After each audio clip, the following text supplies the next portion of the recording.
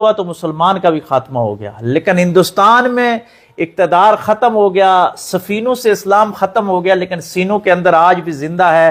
اور میں انگریز گورنر کی اگر بات کروں تو وہ چشت کے خواجہ معین الدین چشتی اجمیری رحمۃ اللہ علیہ کے دربار میں جب اس مبارک پہ پرچم کشائی کی تقریب ہو رہی تھی تو اس نے وہاں کھڑے دربار کے اس وقت کے سجادہ نشین سے پوچھا کہ اس بر صغیر پہ حقیقی حاکم کون ہے؟ تو انگریز کے اس سوال پہ اس سجادہ نشین نے یہ جواب دیا ہے، جس سے وہ سوال پوچھ رہے تھے انہوں نے جواب دیا کہ حقیقی حاکم اس وقت تو آپ لوگ ہیں، انگریزوں کی حکومت ہے۔ تو اس نے کہا نہیں، ہم حکمران نہیں ہیں۔ اس نے کہا بر صغیر میں مغل آئے، تغلق آئے، لودھی آئے، آج ہم ہیں، کل کوئی اور ہوگا، لیکن یہ جو چشت کا خواجہ ہے نا، جو بھی حکمران آتا ہے وہ اس کا پرچم بلند کرنے پہ مجبور ہو جاتا ہے۔ اور موجودہ مثال دیکھیں کہ انڈیا کا وہ انتہا پسند وزیر اعظم نریندر مودی، جس کو نریندر مودی کہتے ہیں، وہ بھی خواجہ چشت کی یہ کرامت ہے کہ ان کے عرس پہ جا کے ہاتھ باندھ کے کھڑا ہو جاتا ہے۔ تو صوفیاء نے یہ کام کیا ہے کہ تبلیغ کو اس انداز کے ساتھ لیا کہ اگر اس کو آسان لفظوں میں بتایا جائے تو غار حرا کی خلوتوں سے لے کے عجودن کے مندروں تک اگر کسی نے اس پیغام کو پہنچایا تو وہ صحابہ اکرام کے بعد ہمارے اولیاء اور صوفیاء کی جماعت تھی۔ اور پھر فیصل بھائی لوگ یہ سمجھتے ہوں گے یا سوچتے ہوں گے کہ صوفیاء نے کس طریقے کے ساتھ، تو صوفیاء نے مسلک یا فرقہ واریت نہیں پھیلائی، بلکہ صوفی کا مسلک نہیں ہوتا، صوفی کا مشرب ہوتا ہے۔ انہی کے بارے میں کہا جاتا ہے کہ آسمانوں سے منگائی جاتی ہے، سینوں میں چھپائی جاتی ہے، توحید کی مائے ساغر سے نہیں نظروں سے پلائی جاتی ہے۔ تو جو نظروں سے اسلام پھیلایا گیا نا وہ پھر ختم نہیں ہوتا۔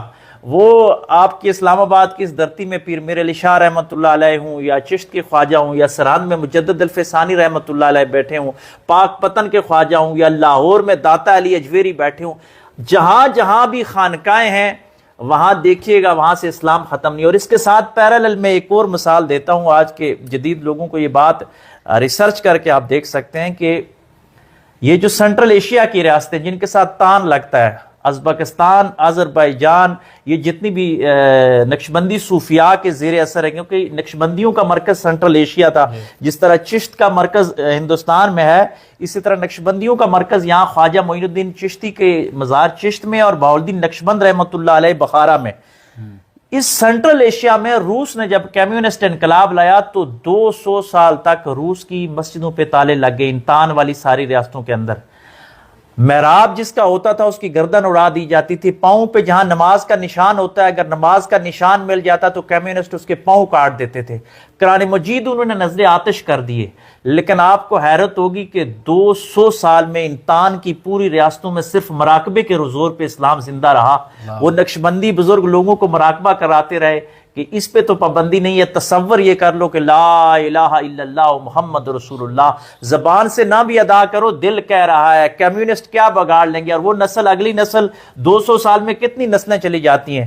لیکن جب انقلاب آیا 79 میں روس کے ٹکڑے ٹکڑے ہوئے اور آج جتنی بھی ریاستیں وہ ساری مسلم ریاستیں ہیں، یعنی 200 سال کا کمیونسٹ انقلاب جو ہے وہ صوفیاء کی تربیت کو ختم نہیں کر سکا، وہاں اسلام آج بھی زندہ ہے۔ یہ صوفیاء کا پیغام تھا کہ صوفیاء جہاں بھی گئے انہوں نے لوگوں کے دل جیتے ہیں، اور دل جیت لاؤ تو پھر تختہ جس کے پاس بھی ہو، دلوں کی حکمرانی جو ہوتی ہے وہ مصطفیٰ کے چاہنے والوں سے ہی ہوتی ہے۔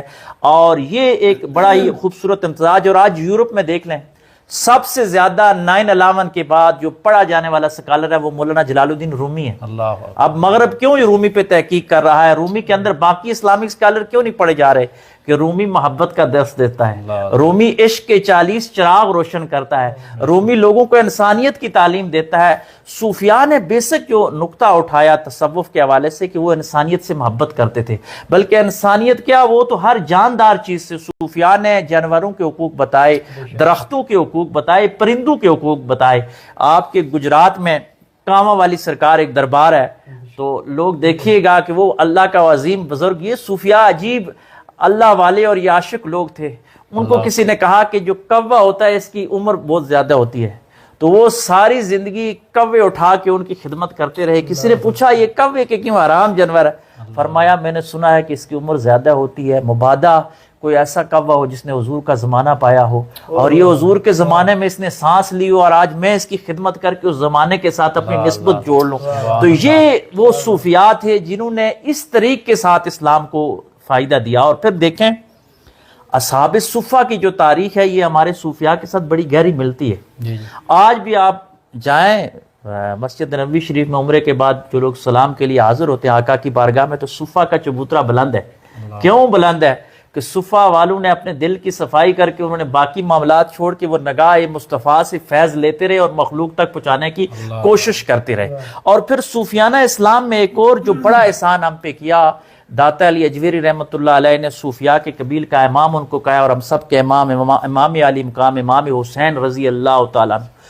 کربلا کے بعد اگر اس یزیدی جبر